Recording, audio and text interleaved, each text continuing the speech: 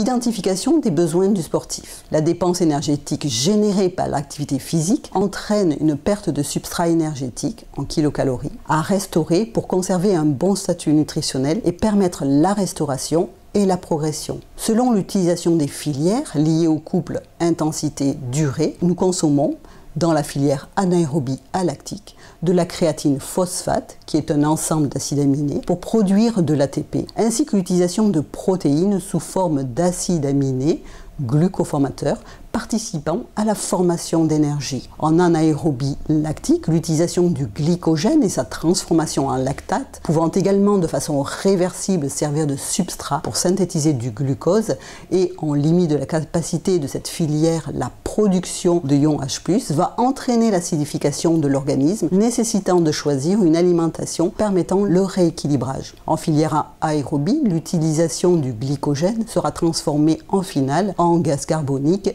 et en eau, et devra impérativement être restaurée grâce à une alimentation adéquate. Dans cette filière, l'utilisation des triglycérides, les graisses, sera transformée également en gaz carbonique et eau, et l'utilisation des protéines oxydées seront transformées en urée. Les aliments sont donc nécessaires pour satisfaire nos besoins physiologiques. Au cours des repas, ceux-ci vont fournir les glucides, soit les sucres, les lipides, les graisses et les protéines nécessaires. Après digestion et absorption, étape importante déterminant leur emploi, ceux-ci seront utilisés, stockés et remaniés en fonction de l'activité et de leur disponibilité sous leur forme basique. Glucose nécessaire aux cellules, ainsi que les acides aminés, les acides gras, le glycérol, les lactates. Nous allons regarder cela dans le détail.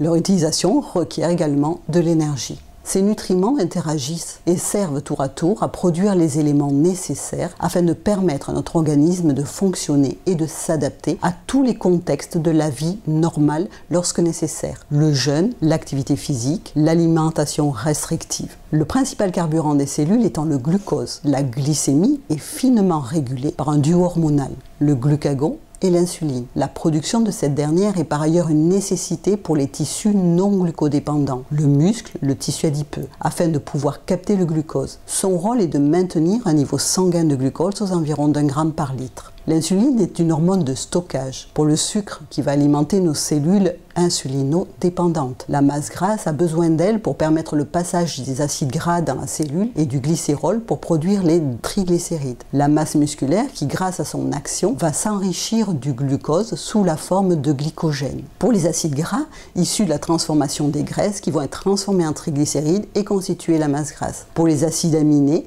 issus de la transformation des protéines qui vont permettre la restauration et l'augmentation de la masse maigre. C'est au niveau du pancréas, grâce aux cellules bêta, que sera produite l'insuline, dès que la glycémie baissera au niveau du sang. Le glucagon, quant à elle, augmentera dès que la quantité de sucre sanguin s'abaissera. A l'inverse, le déficit énergétique et ou glucidique va stimuler la production du glucagon et la conversion des nutriments issus des stocks pour produire le glucose. Grâce à la lipolyse, il y aura diminution de la masse grasse afin d'utiliser les triglycérides retransformés sous forme d'acides gras et largués dans la circulation sanguine, mais aussi dégradation de protéines afin d'obtenir les acides aminés glucoformateurs. C'est donc à partir du statut nutritionnel et des réponses hormonales provoquées que vont être utilisés vos stocks en fonction des disponibilités. Il y a une interconversion entre ces différents nutriments. Le glycogène, nécessaire pour obtenir le glucose grâce à la glucose 6-phosphate, les protéines qui vont donner les acides aminés, les triglycérides, les acides gras et le glycérol vont permettre la conversion en glucose et en acétyl-CoA afin de fournir l'énergie nécessaire.